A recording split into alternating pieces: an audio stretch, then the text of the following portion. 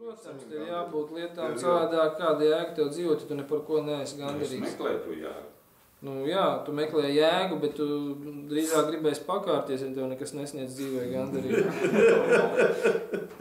Tu jūties, ka tu gribi pakārties šobrīd? Nē, šobrīd nē. Tā tad ir kaut kas, kas tev sniedz. Kaut kas tev sniedz, значит, vēl gandarību līdz šim brīdim. Jo tad, kad vīrietim vairs nav vispār nekas, kas sniegtu gandarījumu, nu, tad viņš vai nu sāk piefantazēt, kur viņš gūst to gandarījumu, ja? Tad viņš vairs nepaliek pa vīrieti, bet viņš tā kā sāk pakārtoties sieviešu uzstādījumiem savā dzīvē. Jo sieviete grib to, tad man tas sniedz arī gandarījumu, ja es daru tā, kā man sieva grib darīt, lai es daru. Ja? Vai vēl kaut kādas lietas. Ja? Ir daudz vīrieši, kas iet šīs sliedēs.